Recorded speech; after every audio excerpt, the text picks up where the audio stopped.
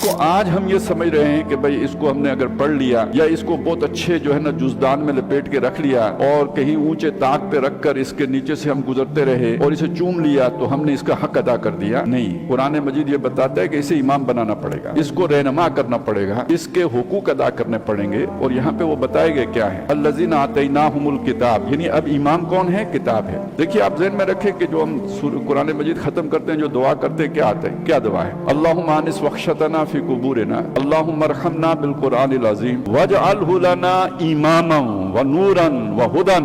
ईमान है ना ये, इसको हमारा इमाम बना। तो इमाम कैसे बनेगी, जिनको हमने किताब अता की यतलूनहु हक्का तिलावतिही, इसकी वो पैरवी करते हैं जैसे पैरवी करने का हक है। तिलावत का मतलब सिर्फ पढ़ना नहीं होता, तला यतलू का मतलब किसी के पीछे पीछे चलना भी होता है। तो ये जो वो उसकी तिलावत करते हैं, उसकी पैरवी करते हैं, उसकी ताबेदारी करते हैं जैसे ताबेदारी करने का हक होता है। तो अब ताबेदारी करने की शराइत है, आपको पता हो कि अल्लाह का पैगाम क्या है, आप उसे समझेंगे तो पता चलेगा ना अल्लाह ने फरमाया क्या है। समझने के बाद उस पर अमल करेंगे तो ताबेदारी का हक अदा होगा। तो वो गोया उसको पढ़ते हैं, उसे समझते हैं, उस पर अमल करते हैं। ये तिलावत के अंदर ये सारी बात आ गई। उलाइका युमिनूना बिही, ये लोग हैं कि जो इस पर ईमान रखते हैं। यानी हकीकी ईमान का तकाजा कुरान पर यह है कि उसकी पैरवी की जाए। अगर आप उसकी पैरवी नहीं कर रहे तो गोया उस पर ईमान आप नहीं रख रहे हैं। इसी को नबी सल्लल्लाहु अलैहि वसल्लम ने यूं बयान फरमाया कि जिस शख्स ने कुरान की हराम की हुई शय को अपने लिए जायज कर लिया या रवा रखा, वो उस शय पर ईमान ही नहीं लाया जो मैं लेके आया हूँ। वह उसकी ताबेदारी ही का मतलब, उस पर अमल करने का मतलब उस पर ईमान लाना है, हकीकी ईमान लाना, ये उसका तकाजा ये है। जो इसका इनकार करे